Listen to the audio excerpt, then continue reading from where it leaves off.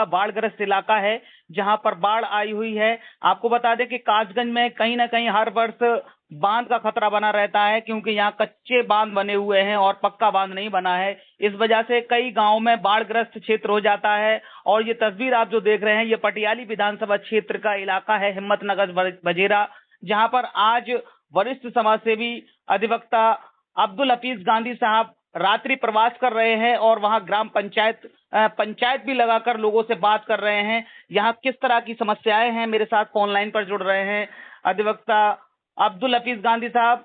क्या कुछ हालात हैं वहां, आप आज रात्रि प्रवास कर रहे हैं? हाँ जी, मैं यहाँ पर पटियाली विधानसभा के आखिरी गांव में आया हूँ, हिम्मतनगर बझेरा।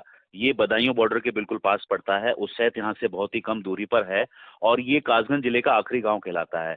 ये गंगा पार है। यहाँ पर जो है वो मुंता नगला, ओम नगरिया, खेड़ा, खुर्द, पंसोती, जिझौल, डंबर नगला, तिलक का नगला, बहुत सारे गांव हैं। उन्हीं गांवों में से हिम्मतनगर बझेरा भी है। और हिम्मतनगर बझेरा की सबसे बड़ी समस्या ये है कि यहाँ पर जो बांध है वो बहुत नीचे है। कच्चा बांध है, मनरेगा का बांध है, वो बहुत नीचे है। जैसे ही गंगा जी ऊपर बढ़ती है वो पानी बाहर आ जाता है खेतों की तरफ और गांव की तरफ आ जाता है। ये क्षेत्र बहुत ही पिछड़ा इसलिए है कि यहाँ तो ना नेता कोई ध्यान देते हैं और ना अधिकारी ध्यान देते हैं। गंगा के इस तरफ तो हर कोई अधिकारी आता है, लेकिन गंगा के उस तरफ जहाँ पर करीब 32 गांव हैं, 4 ग्राम पंचायतें हैं, यहाँ पर अधिकारियों का और नेताओं का उतना ध्यान नहीं रहता है। तो आज मैंने ये फैसला लिया कि मैं रात्रि प्रवास यहाँ पर करूंगा, क्योंकि यहाँ करीब 25 ऐसे गांव हैं जो बाढ़ से प्रभावित हैं।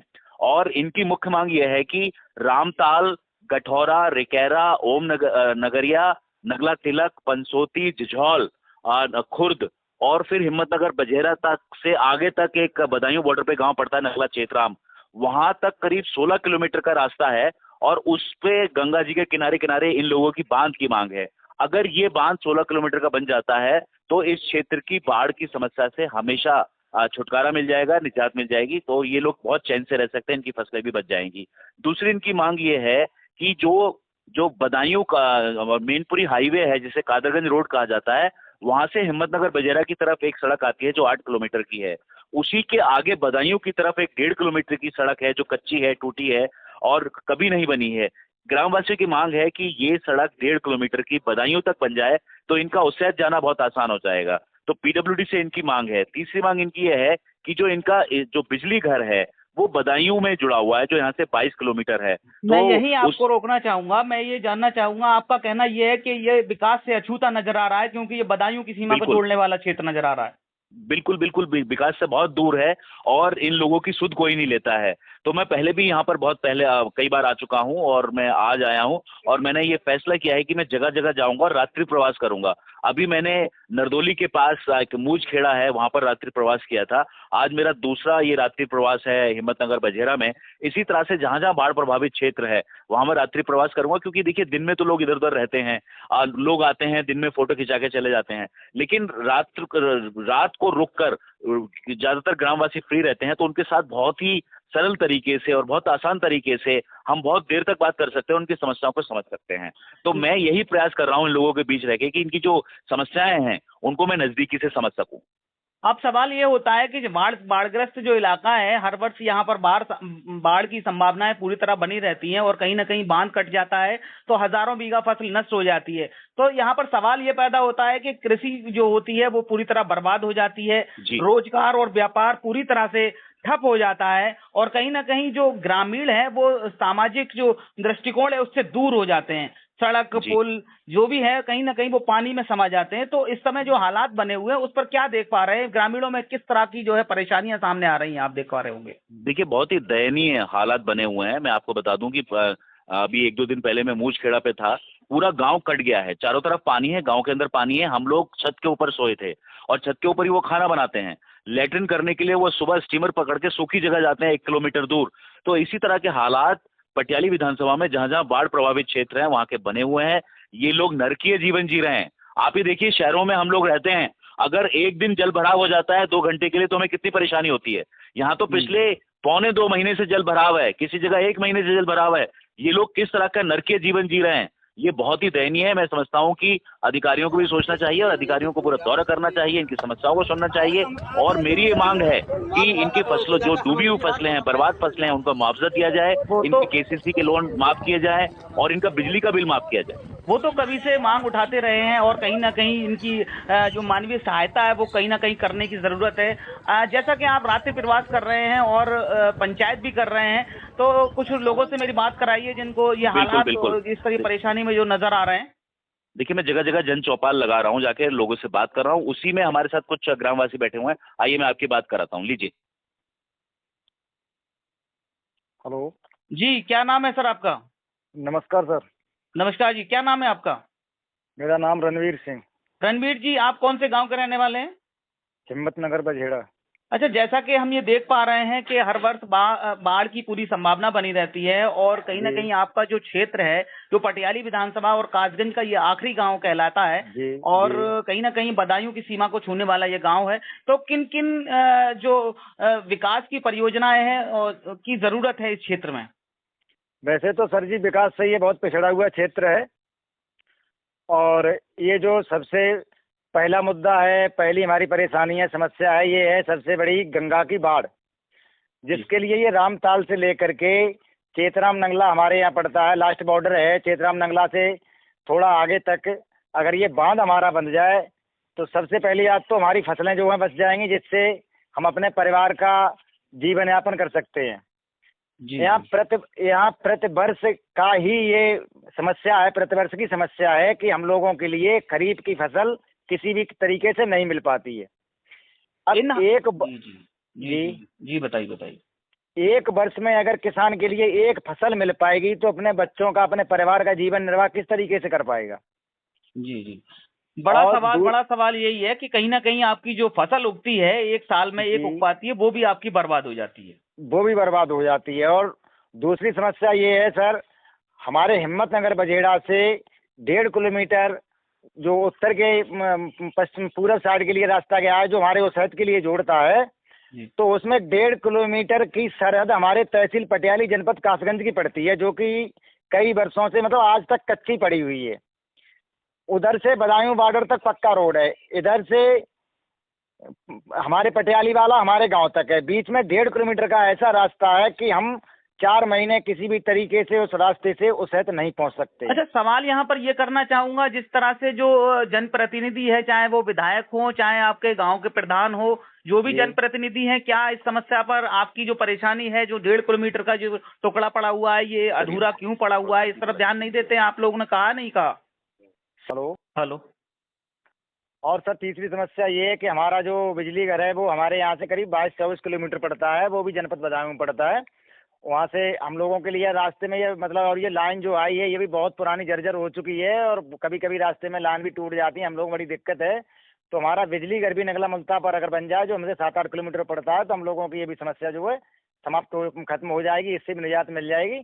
और और ये सबसे सबसे मेन बात हमारा रोड और हमारा ये बांध, क्योंकि रोड जब तक ये 1.5 किलोमीटर का नहीं बनेगा तो हमारे यहाँ पर चाहे बुजुर्ग बुजुर्ग व्यक्ति बीमार हो, चाहे कोई प्रसूता लेडीज बीमार हो, मगर हम लोग किसी भी तरीके से सही तरीके से किसी हॉस्पिटल में अपने मरीज को नहीं पहुंचा सकते हैं। यहीं झोला छाप डॉक्टरों से दवा करा के, चाहे सही हो ना सही हो, वो ऊपर वाले की मर्जी रहेगी। कुल तो ये मिलाकर लाख दावे विकास के किए जाते हैं और ये तस्वीर, ये नजारा आप जो देख पा रहे हैं, ये पटियाली विधानसभा का वो इलाका है जो बदायूं की सीमा को जोड़ता है और कहीं ना कहीं ये विकास से अधूरा नजर आ रहा है। और यहाँ 1.5 किलोमीटर का जो टुकड़ा है, कहीं ना कहीं वो सड़क जो लोगों को स्वास्थ्य संबंधी समस्याओं के लिए बदायूं जाना हो या आनन फानन में कोई किसी प्रकार की स्त्री की समस्या होती है, जिस तरह से डिलीवरी की समस्याएं होती हैं, आनन फानन में ले जाना होता है, तो बड़ी समस्या यहाँ पर नजर आ रही है। और कुल मिलाकर के जो फसल भी होती है तो पूरी तरह से बाढ़ में ध्वस्त हो जाती है। तो कहीं ना कहीं ये तस्वीरें बयां कर रही हैं, विकास के दावों को खोखला साबित करती हुई नजर आ रही हैं। A to Z India news वो तस्वीरें आपको दिखा रहा है जहां पर बाढ़ग्रस्त इलाका होने के साथ साथ तमाम समस्याएं यहां पर उत्पन्न हुई हैं। मानवीय और पशु हानि पूरी तरह से हो रही है और कहीं ना कहीं सड़कें जर्जर हैं, फसलें बर्बाद हो चुकी हैं, खाद पानी और पेयजल की बहुत बड़ी समस्या है, दवाइयों की स्वास्थ्य संबंधी समस्या है, रोग उत्पन्न होने की समस्या है, जल हानि होने की वजह से कहीं ना कहीं लोगों का, ग्रामीणों का नुकसान हो रहा है, यातायात पूरी तरह से टूट चुका है, सड़कें जर्जर हो चुकी हैं, पुल कहीं ना कहीं बाढ़ में समा चुके हैं, तो बहुत बड़ी समस्या है। और अब्दुल हफीज गांधी लगातार इस क्षेत्र में पहुंचकर लोगों से, गांव वालों से बात कर रहे हैं, रात्रि प्रवास कर रहे हैं। ये उनका दूसरा रात्रि प्रवास है। पहला प्रवास उन्होंने मूछखेड़ा में किया था और मूछखेड़ा का वो जो इलाका था वो टापू में तब्दील था, और कहीं ना कहीं आज वो बदायूं की और पटियाली, कासगंज का जो पटियाली क्षेत्र है उसकी सीमा पर अंतिम गांव में प्रवास कर रहे हैं। गांधी जी, मैं एक बात आपसे पूछना चाहूंगा, जिस तरह से बाढ़ के हालात बनते हैं और उसके बाद जो ग्रामीण इलाका होता है पूरी तरह से बर्बाद और तबाह नजर आता है, तो यहाँ जो सबसे बड़ी समस्या ये होती है, गांव वाले जो लोन ले लेते हैं केसीसी वगैरह का, और जी इस तरह से वो कर्ज में डूब जाते हैं। तो इन लोगों के जो आप बात कर रहे हैं, इनसे क्या उनका दर्द समझ पा रहे हैं? देखिए, जैसा भी आप एक ग्रामवासी से बात कर रहे थे, उन्होंने बताया कि साल में बमुश्किल एक फसल ले पाते हैं, और जब बाढ़ आ जाती है तो वो भी फसल मारी जाती है। तो इनका जो कमाई का जरिया है वो फसल है, और वो भी मारी गई है। तो मैं समझता हूँ कि सरकार को इनका दर्द समझना चाहिए। इसलिए अगर किसी किसान ने केसीसी का लोन लिया है तो या तो उसको पूरी तरह सरकार माफ कर दे, या फिर उसमें जो जमा करने में उसको किसी तरह की रियायत दे देनी चाहिए सरकार को। और तो हमारी एक और मांग है कि जो बिजली के बिल हैं, क्योंकि इनकी फसल हुई नहीं है तो बिजली के बिल कहाँ से चुकाएंगे, इसलिए सरकार को इनका दर्द समझते हुए, इनके साथ हमदर्दी बरतते हुए बहुत ज्यादा रियायत देने की आवश्यकता है। क्योंकि सरकार विकास तो दे नहीं पाती है, सरकार इनको सहूलियतें तो दे नहीं पाती है। कम से कम कुछ रियायतें देकर इनका जो है दुख दर्द बांटने की अगर सरकार कोशिश करती है तो बहुत अच्छी पहल होगी। ये है अब्दुल हफीज गांधी, जो लगातार तराई क्षेत्र में यानी कि कासगंज के बाढ़ ग्रस्त इलाके में रात्रि प्रवास कर रहे हैं। आपको ये भी बता दें कि कुछ वर्ष पूर्व, अभी 2 वर्ष पूर्व, जब बाढ़ की समस्या बरौना में आई थी, तो अब्दुल हफीज गांधी ने बरौना की आवाज को उठाया था और मजबूरन प्रदेश के मुखिया योगी आदित्यनाथ जी आए थे और यहाँ के लोगों को सांत्वना दे करके गए थे। लेकिन आज तक वो इलाका कहीं ना कहीं बाढ़ से अभी प्रभावित है और लोगों को कोई भी राहत नहीं मिली है। लाख दावे सरकार के होते हैं, लेकिन यहाँ पर लाख दावे खोखले साबित होते हुए नजर आ रहे हैं। अब्दुल हफीज गांधी, इसके बाद आपका कहाँ पर रात्रि प्रवास होगा? देखिए, इसके बाद मैं किसौल कॉलोनी की तरफ जाऊंगा, क्योंकि वो भी जो है जो क्षेत्र है वो बाढ़ से प्रभावित है। वहाँ करीब जो छितैरा और सहवाजपुर मार्ग है 50 मीटर वहाँ कट गया है, और गंगा जी का पानी जो है सड़क को पार करके 50 गाँव को जो है प्रभावित कर चुका है। इसलिए जो अगला मैं जो रात्रि प्रवास करूंगा वो किसौल कॉलोनी और सुनगढ़ी क्षेत्र में करूंगा। लगातार बाढ़ प्रभावित क्षेत्रों में अब्दुल हफीज गांधी साहब पहुंच रहे हैं। इसके अलावा तमाम जो नेता हैं वो केवल कुछ फौरी तौर पर राहत सामग्री लेकर फोटो खिंचाकर अखबारों में और कहीं ना कहीं पहुंचकर अपने फोटो को अखबारों में छपवाते हैं और सोशल मीडिया के इस दौर में अपने हैंडल से कहीं ना कहीं पोस्ट कर देते हैं, और इस तरह से लोगों के साथ छल किया जाता है और चुनाव में कहीं ना कहीं अपने आप को वो प्रबल दावेदार मानते हैं। क्योंकि आज का जो समय है वो अपने आप में कहीं ना कहीं वो आदमी के लिए होना चाहिए जिसके पास हुनर है। रात में किसी नेता ने आज तक कहीं पर किसी तरह का बाढ़ प्रभावित क्षेत्रों में रात्रि प्रवास नहीं किया। यहाँ पर अब्दुल हफीज गांधी साहब लगातार गांव में पहुंचकर निडरता से और बेबाकी से कहीं ना कहीं पहुंचकर बिना किसी रोक टोक के और गांव में पहुंचकर रात में रात्रि प्रवास कर रहे हैं। गांव वालों की समस्याएं समझ रहे हैं, जहां जल से हानि हो रही है उस बात को समझ रहे हैं, गांव की फसलें बर्बाद हो रही हैं उसको समझ रहे हैं, बाढ़ से लोग सामाजिक आर्थिक रूप से पूरी तरह से तबाह और बर्बाद हो जाते हैं उसको समझ रहे हैं, और कहीं ना कहीं लोगों के दर्द में शामिल होकर उनके इस दर्द को हल्का करने की कोशिश कर रहे हैं। बने रहिए A to Z India news के साथ। बहुत बहुत शुक्रिया अब्दुल हफीज गांधी साहब। रामताल से लेकर नगला चेतराम तक, रामताल से लेकर नगला चेतराम तक, रामताल से लेकर नगला चेतराम तक।